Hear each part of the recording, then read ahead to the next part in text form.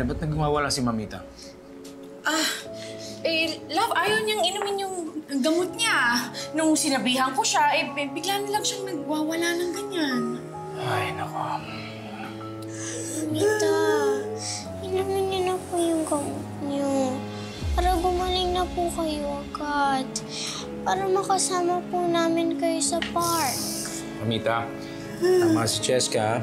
Inumin niyo yung gamot ninyo para bumalik na kayo sa dati.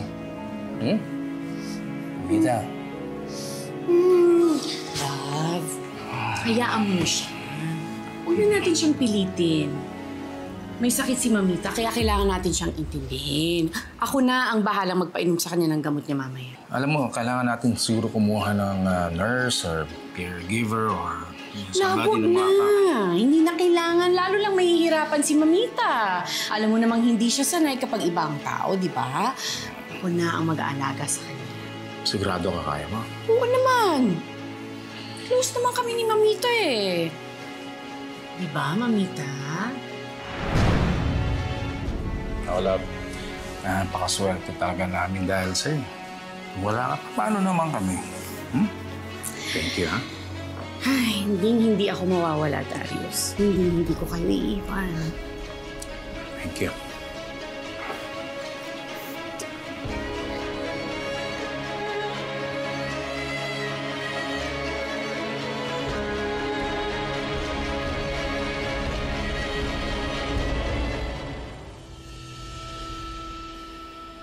Mamita, it's dinner time!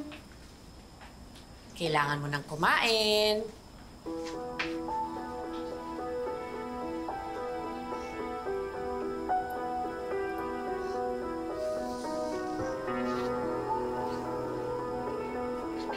Sige na, Mamita. Kumain ka na.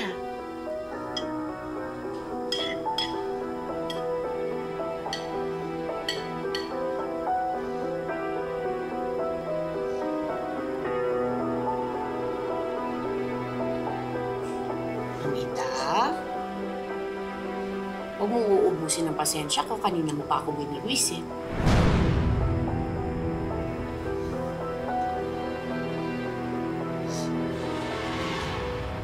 Nakakapikong ka na. Kapag hindi ka tumigil, susunod ka kay Vince. Kaya magpakabait ka.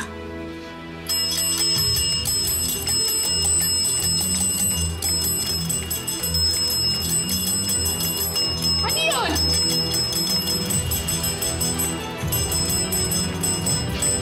Andiyan na po! Andiyan na po! Ay, bakit po? Ay, sorry po nagpapalit po kasi ako ng bedsheet sa kabilang kwarto. Anong piling ano to? Yan po pinakabit po yan Sir Darius.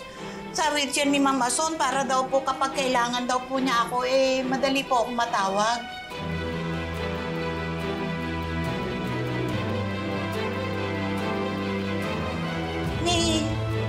May problema po ba?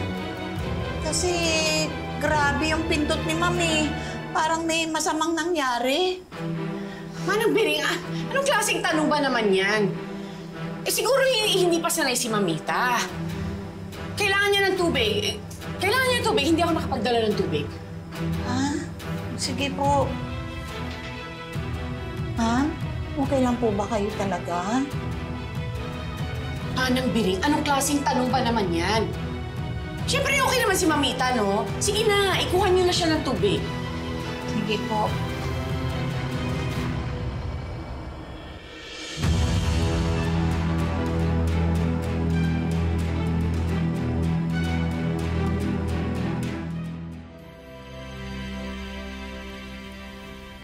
Tama mo.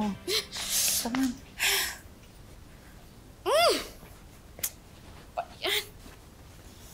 Ano po? Love, ano nangyari?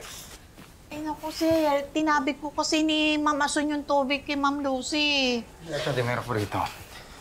Nililinisan ko lang naman siya. Nagulat na lang ako bigla nung nagalit siya sa akin. Naku, Ma'am. Ako na lang po ang maglilinis kay Ma'am Asun. Pasensya na po, Ma'am. Love, kumuha na tayo ng caregiver para sa kanya. Para hindi na kayo nahihirapan. Huwag na. Kung sa akin nga nakakilala niya, nagsusungit na siya, paano pa kung hindi niya kilala, hindi ba? Kung ibang tao. Eh baka naman nahihirapan lang si Mamita na sabihin ko ano yung nararamdaman niya. Baka frustrated. Intindihin na lang natin. Pait naman talaga ng asawa ko. Di ba, Manang? Ay, opo, sir. Napakaswerte niyo po sa kanya. Swerte din naman si Mamita. Pag nagising si Mamita at nakapagsalita na yun, din ang sasabihin niya. Salamat, ha? Wala yun, love. Pinapangako ko sa inyong lahat dito na hindi ko iiwan si Mamita. Hindi ko siya ipapaalaga sa iba. Dito lang ako sa tabi ninyo at niya hanggang sa gumaling siya. Thank you.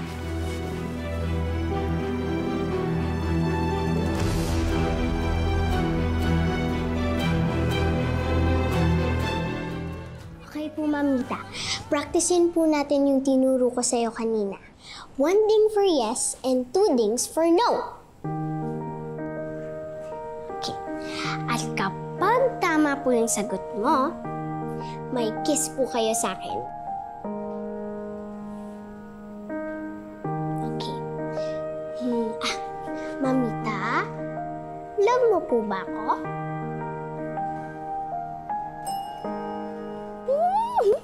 Ikaw din po, Mamita. Love na love ko po kayo. Mwah! Okay, isa pa pong question.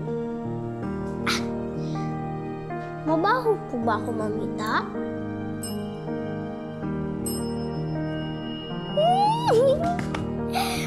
Ang galing mo, Mamita. Perfect ka na po. Mwah! Okay. Punta na po tayo sa next lesson natin. Ito. Ito po yung alphabet card ko. Pwede niyo po kami kausapin through letters.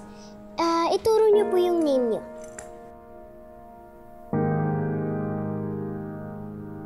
A.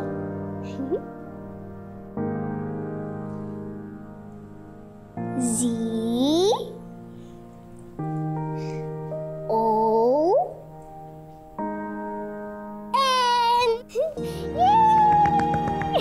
Very good ka po, Mamita. Kaya marami po kayong kiss sa akin. Mwah! Mwah! Mwah! Mwah! Sige po, ituro niyo po. Sige po.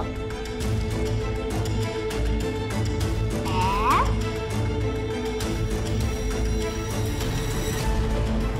A. R. R. F-A-R. R ulit? Tama na nga yan! Po. Akin na to. Mami, sinasagot po niya yung question ko eh. Tinuro ko po kayo, tas inask ko po siya kung sino po kayo. Eh, mali nga, di ba? Mali nga si Mamita. Hindi naman yun ang pangalan ko.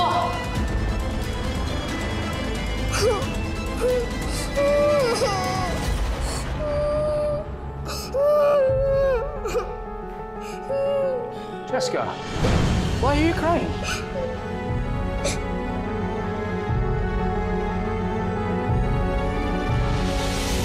Ano? Gusto mo sa kabila namang pisngi para pantay? Ikaw, anong ginagawa mo dito, Joyce, ha? Bakit dinala mo si Mamita dito? Magkasabot kayo ni Farah, no? Anong kasabwat, bro? Malay ko na dito yung demonyitang yan. Lampas pa hanggang langit yung galit ko dyan sa babaeng yan. Dito ka na naman, nakapala mukha mo. At di ba dapat nakakulong ka? Nakatakas ka na naman. Laya na siya, Joyce. Kaya nagawa niya pumunta dito. Ilayo mo na si Mamita. Mamita, halika na. May impacta dito eh.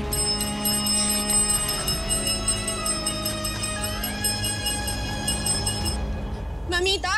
Mamita! Kapupunta. Hindi pa tayo tapos. Hindi ituloy natin.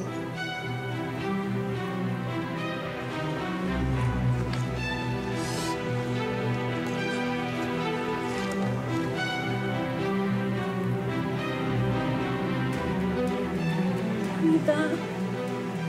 Sorry. Sorry na, Mamita. Mamita, huwag ko na magalit. Wala tayong choice eh. Nahuli tayo ni Farah eh.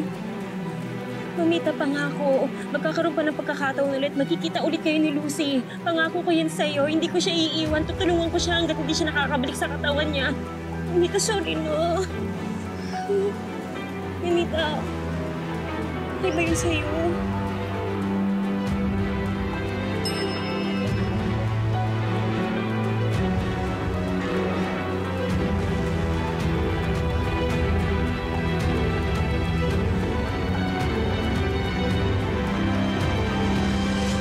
Lakas ng loob mong bumalik dito.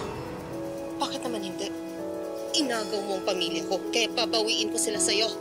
At sa tingin mo, may babalikan ka pa? Sira ulo ka na ba? Sa tingin mo, papayag ako? At paano mo naman gagawin yon? Eh, tanggap na ako ng pamilya mo. Hindi nga nila naramdaman na ako ang babae sinusuka ng asawa mo. Ako na ikaw ngayon, Lucy. Pati ugali mo at pananalita mo, nagaya ko na rin. Walang duda ang asawa mo. Sa kama lang siya nagtataka dahil mas magaling ako kaysa sa'yo. Pero bukod doon, wala na tayong pinagkaiba. Talaga? Bakit alam ni Mamita impostora ka? Bakit nararamdaman niya na iba ang kasama niyang babae sa bahay? Kasi kahit anong gawin mo, Farah, lalabas pa rin ang babaho mong ugali. Si Mamita? Siya ba ang pinagmamalaki mo? Inutil na siya at mamamatay siya nang hindi niya masasabi ang totoo tungkol sa ating dalawa. Si Mamita? Anong ginawa mo sa kanya? Sinasaktan mo siya na may sakit na siya? Ganun ka na ba kasama? Itanong mo yan sa pagong. Bago pa na-stroke si Mamita, alam na niyang tungkol sa'yo. Sasabihin na sana niya kay Darius pero may masamang nangyari sa kanya. At walang kaduda-duda na ikaw ang may kagagawan nun. Well, sabihin na lang nating sinwerte ako, Lucy. Kakampi kong kapalaran nung panahon na yun. Si Mamita, kawawa naman. Minala siya, kaya siya yung na-award. Kaya kung ako sa'yo, huwag ka nang umasa na malalaman pa ni Darius ang totoo. Tanggapin mo na lang na ikaw na ngayon si Farah Rigor, isang ex-convict. Saan ka nga pala magpapatato? Sa puwet? Tagal ko nang nagpipigil sa'yo, ha? Tita!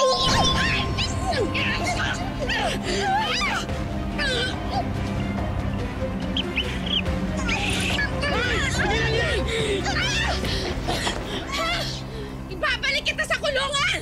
Sasabihin ko pinagtangkaan mo ako patayin! At maniniwala sila sa akin! Guard!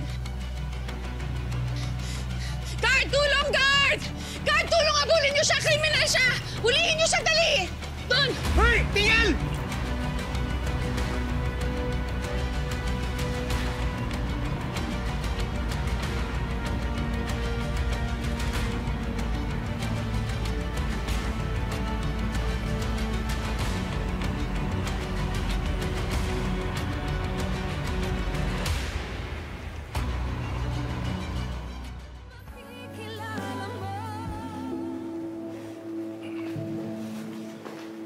Joyce, ano nangyari kay Mamita? Tumawag sa akin si Lucy. Darius, kasi dinala ko kasi si Mamita sa... Nagkaganon siya dahil nakita sila ni Farah. Ano? Nagkita sila ni Farah? Why? How? Bakit hindi mo tanungin si Joyce? Feeling ko magkasabwat sila ni Farah. Magkasabwat kayo ni Farah?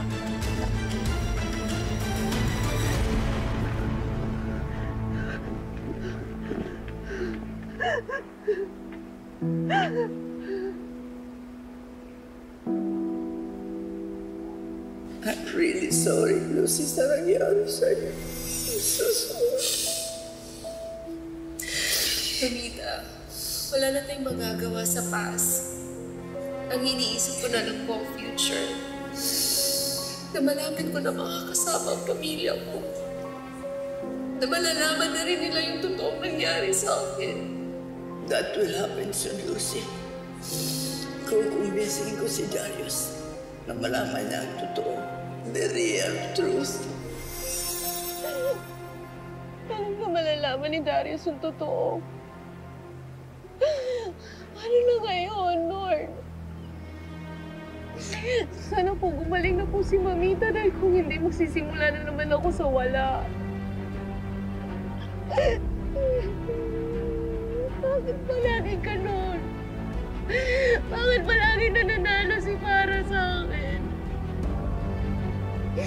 Lagi na lang ako natatalo sa away namin ni Farah. Bakit palagi niya ako nalalamangan?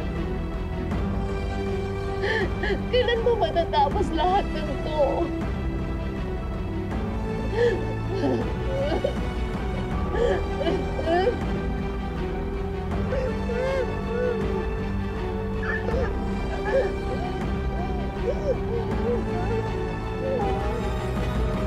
Joyce, sabihin mo sa akin ang totoo.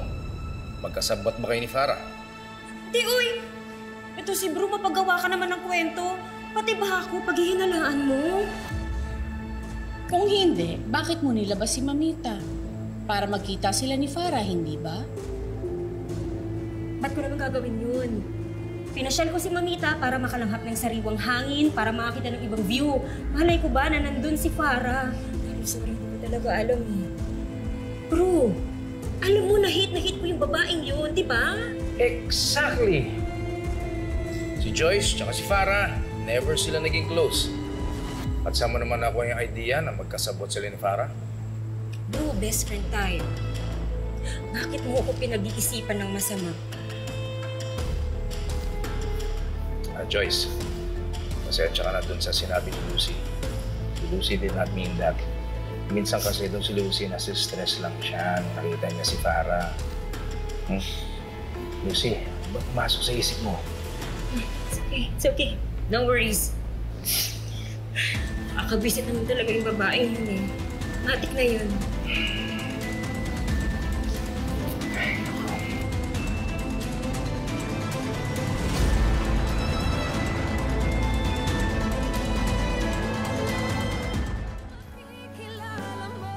Bro, talagang naghinala sa'yo si Farah? Eh, hindi lang naghinala. Pinagbintangan ako sa harap ni Darius. Pero hindi to mag-work. Kailangan kong bawas-bawasan yung pagpunta sa kanila. Mahirap na baka magkabukingan. Paano si Mamita? Sabi sa akin ni Farah, hindi siya gagaling hanggang nandun siya. Masama talagang kutob ko. May ginagawa siyang masama sa kanya eh. We have to save Mamita. Paano naman, bro? Hindi naman ako pwedeng laging nakatambay sa kanila, lalo akong paghihinalaan. At ikaw, hindi ka pwedeng bumisita doon. For sure, palalayasin ka nila. At huwag mong aawayan si Farah, ha? Nagbanta na yun sa'yo. Baka ipakulong ka na naman nun. Akong bahala. Mag-iisip ako ng paraan.